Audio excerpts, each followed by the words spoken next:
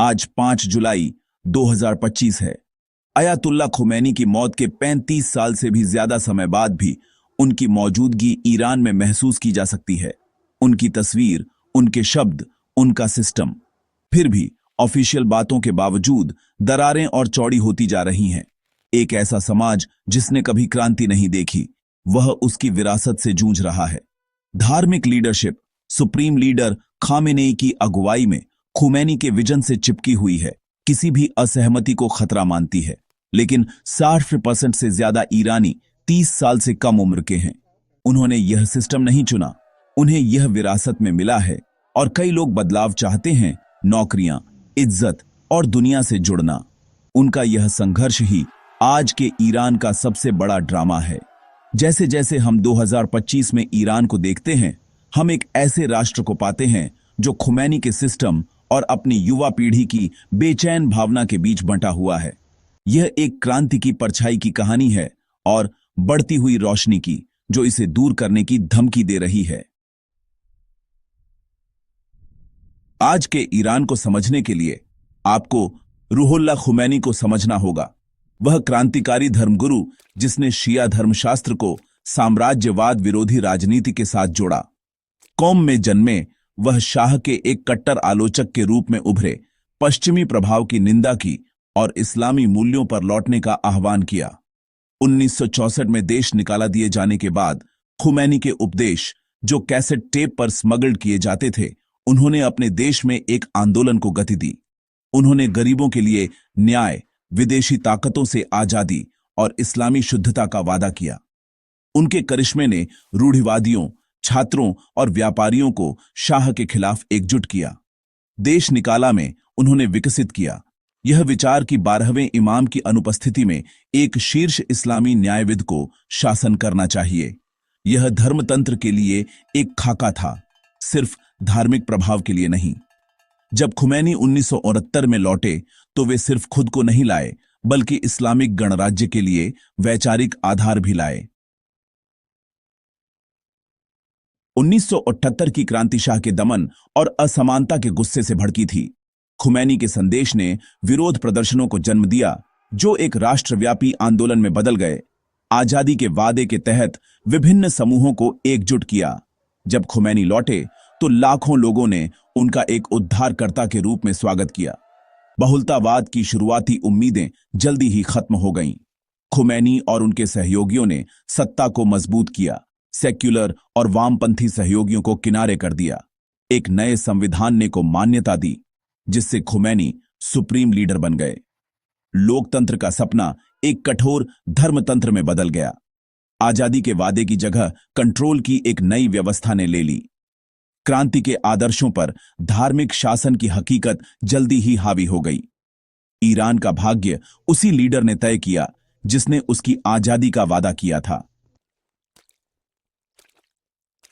Iran के system के मूल में है इस्लामी न्यायविद की संरक्षकता।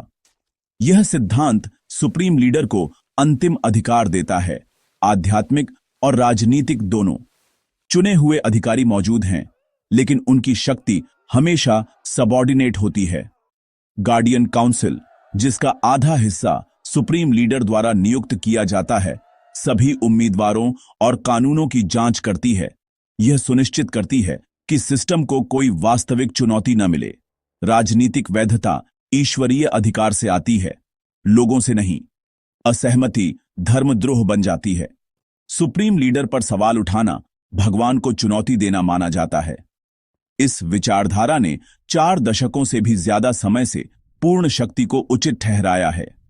यह वह गोंद है जिसने इस्लामिक गणराज्य को एक साथ बांधे रखा है, भले ही समाज इसके नीचे बदल रहा हो। लागू होने के बाद शासन ने रोजमर्रा की जिंदगी को फिर से आकार दिया। सबसे ज्यादा दिख रहा था अनिवार्य हिजाब, जिसे मॉरल पुलिस लागू करती थी। हिजाब राज्य की शक्ति और पश्चिम के सांस्कृतिक अस्वीकृति का प्रतीक बन गया। खुमैनी ने IRGC बनाया, एक वैचारिक सेना जो अब विशाल आर्थिक और सैन्य शक्ति को कंट्रोल करती है। शासन मीडिया पर एकाधिकार रखता है, इंटरनेट को सेंसर करता है और असहमति को कुचलने के लिए न्यायपालिका का उपयोग करता है। एक्टिविस्ट, पत्रकार और आम नागरिक गिरफ्तारी और कठोर दंड का सामना करते हैं। हाल के संकटों जैसे 2025 के इजरायल हमलों ने शासन की पकड़ को और मजबूत किया है। सामाजिक इंजीनियरिंग, सैन्य शक्ति और दमन का यह मिश्रण शासन को सत्ता में बनाए रखा है, लेकिन बढ़ती कीमत पर। 2025 में ईरान विरोधाभासों का देश है। राज्य धार्मिकता दिखाता है, लेकिन समाज युवा है, जुड़ा हुआ है और तेजी से विद्रोही हो रहा है। ज्यादातर ईरानियों को क्रांति की कोई याद नहीं है। वे सामान्य जीवन चाहते हैं, वैचारिक लड़ाइयां नहीं। शासक वर्ग, जो अतीत से प्रभावित है, प्रतिरोध की बात करता है। युवा नौकरी, आजादी और इज्जत चाहते हैं। महिलाएं बदलाव के लिए आगे बढ़ रही हैं, हिजाब को चुनौती दे रही हैं और समानता की मांग कर रही हैं। रोजमर्रा के प्रतिरोध के कार्य जैसे हिजाब हटाना शक्तिशाली प्रतीक बन गए हैं। डिजिटल दुनिया नया युद्ध क्षेत्र है। सेंसरशिप के बावजूद युवा ईरानी सोशल मीडिया का उपयोग संगठित होने, खबरें साझा करने और शासन का मजाक उड़ाने के लिए करते हैं। इंटरनेट ने एक वर्चुअल पब्लिक स्क्वायर बनाया है, जो असहमति की एक साझा चेतना को बढ़ावा देता है। सूचना पर शासन का एकाधिकार खत्म हो रहा है। एक नया ईरान उभर रहा है, एक ऐसा जो चुप रहने से इनकार करता है। सितंबर 2022 में पुलिस हिरासत में महसा अमीनी की मौत ने देशव्यापी विरोध प्रदर्शनों को जन्म दिया। महिलाओं और युवाओं ने महिला जीवन आजादी का नारा लगाते हुए और खुले तौर पर शासन को चुनौती देते हुए मोर्चा संभाला। हिम्मत के काम, हिजाब हटाना, स्कूल की लड़कियों का विरोध शहरों में फैल गए। शासन ने क्रूर बल से जवाब दिया, गिरफ्तारियां, हत्याएं और इंटरनेट ब्लैकआउट। फिर भी आंदोलन ने डर की दीवार को तोड़ दिया, सीधे सुप्रीम लीडर की वैधता को चुनौती दी। सड़क पर विरोध प्रदर्शन कम हो गए हैं, लेकिन अवज्ञा बनी हुई है। कई महिलाएं अभी भी बिना हिजाब के सार्वजनिक रूप से दिखाई देती हैं। महसा अमीनी की विरासत शासन को परेशान करती है, उसके खोए हुए नियंत्रण की एक निरंतर याद दिलाती है। महिला जीवन आजादी की भावना जीवित है। ईरान बंटा हुआ है, एक समाज जो बदलाव के लिए भूखा है और एक लीडरशिप जो 1978 में फंसी हुई है। शहरी शिक्षित युवा आजादी और अवसरों की मांग करते हैं। पुराने लोग विचारधारा से चिपके हुए हैं। शहरों और ग्रामीण इलाकों के बीच विभाजन सबसे ज्यादा स्पष्ट है, लेकिन पारंपरिक समर्थन भी कम हो रहा है। ईरान के अत्यधिक शिक्षित युवा अपनी क्षमता को एक ऐसे शासन द्वारा बर्बाद होते देखते हैं जो कंट्रोल के प्रति जुनूनी है। इससे एक बड़े ब्रेन ड्रेन को बढ़ावा मिला है, क्योंकि कई लोग विदेश में भविष्य तलाशते हैं। शासन की सबसे बड़ी कमजोरी यह आंतरिक विभाजन है। उसकी कहानी अब ज्यादातर आबादी को विश्वास नहीं दिलाती। हाल की असफलताओं जैसे 2025 के इजरायल हमलों ने उसकी विश्वसनीयता को और नुकसान पहुंचाया है। एकता पर बना सिस्टम अब एक गहरे विभाजित राष्ट्र पर शासन करता है। क्या ईरान बदलाव की कगार पर है? शासन का ढांचा, सुप्रीम लीडर, IRGC, न्यायपालिका अभी भी मजबूत है, लेकिन उसका वैचारिक आधार चरमरा रहा है। खुमैनी की विरासत को खुले तौर पर चुनौती दी जा रही है। शासन डर से राज करता है, सहमति से नहीं। एक बूढ़े सुप्रीम लीडर और कोई स्पष्ट उत्तराधिकार न होने से अस्थिरता मंडरा रही है। ईरानी डियास्पोरा असहमति को बढ़ाता है, वैकल्पिक विचार पेश करता है और ईरान के संघर्ष पर वैश्विक ध्यान बनाए रखता है।